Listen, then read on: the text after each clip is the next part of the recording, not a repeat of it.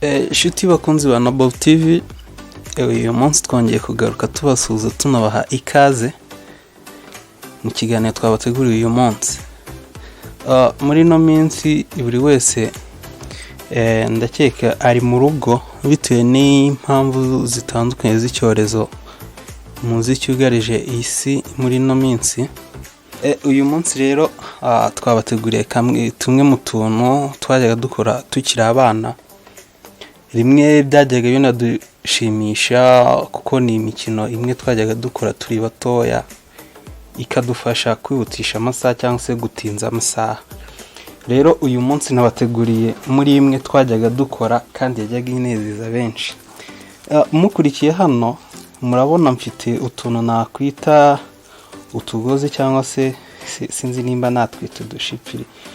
Ni utuntu tuboha ino mifuka tushyiramo nk'ibishyimbo ibindi bintu bitandukanye. Ababizi mu ngo muzi ko twabaga imifuka y'ababyeyi twayimaze tuyica dushakamo utuntu tugozi.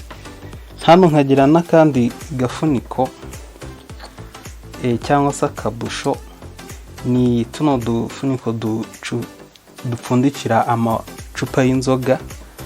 Hano ngeze ngo mberetse ni agacupa ka mitsingi, nako ni agafuniko ka mitsingi. Twebwe twakundaga kuzita ngo ni mavugirije. Murayibona rero hano. Ngiye kubereka uburyo bugiye butandukanye umuntu ashobora kuyikoresha akarushya amasaha kandi akanumva aruhutse mu mutwe.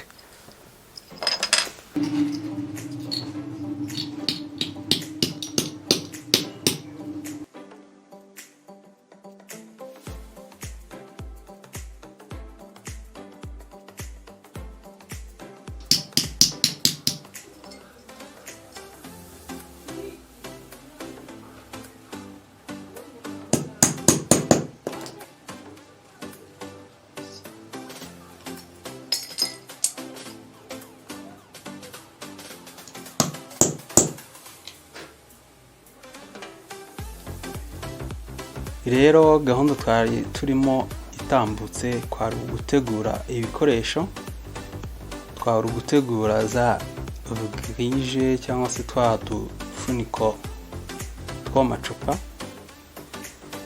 Rero icyo tugiye gukurikizamo kuyihuza na twa tugozi twateguye, ubundi tugakomeza igikorwa cyacu. Mukurikire, ni ibintu bitagoye cyane.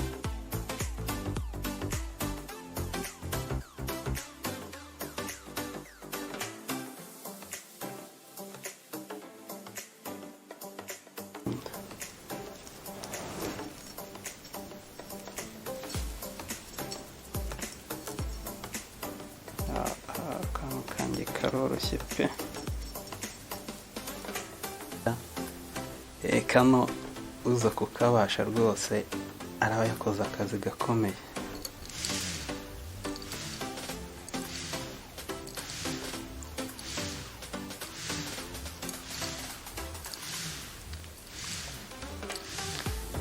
Ngira ngo ntago ari ibintu bisaba umwanya munini, ariko utabizi urumva biraza kugutwara amasaha menshi. Ariko biraza kugufasha kuruhuka mu mutwe, kurambura amaboko. Ndabizi harimo abafite yahinamiranye, rero biraza kubafasha cyane. Ntabwo bisaba ibintu byinshi birenze, ibintu byoroshye. Bamwe tubyita ko ari imikino y'abana, ariko muri no minsi byadufasha da. Akandi kanya tugezemo nako gufata urudodo tukarubyazamo icyo twita ngo ni ibitanda. N'udukino twakorwaga n'abana kera, sinzi niba muri no minsi bakidukora, ariko akenshi twajyaga tuwukora bukaduhuza ukabona amasaha aricumye. Rero wafataga urudodo nk'uru muri kubona, ukarukuramo ugapima bijyanye n'uko wowe wumva ureshya cyangwa se ako ushaka gukora uko kangana, warangiza ukagateranya. Icyo tugiye gukora rero ni ugufata rwa rudodo twakuye kuri uru nguru, ubundi tukaruhuza. Ushobora kutabona urudodo hafi, ariko ugakoresha nka twa tuguzi tw'imifuka nahoze mbabwira, yakubereka ibyo ushobora gukoresha ukabasha kuba waruhura mu mutwe n'amasaha agakomeza akagenda. Ibyo nashoboraga niyo biroroshye cyane, ngibi kimeze neza.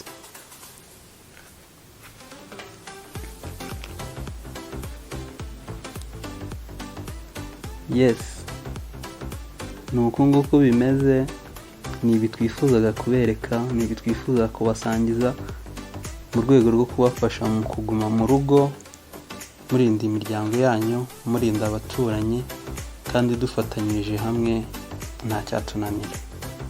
Reka dukore ibyo igihugu kidusaba gukurikiza, ibyo abayobozi badusaba gukora, kugira ngo tuzave muri ino konfinoma amahoro, kugira ngo twongere tujye mu buzima busanzwe.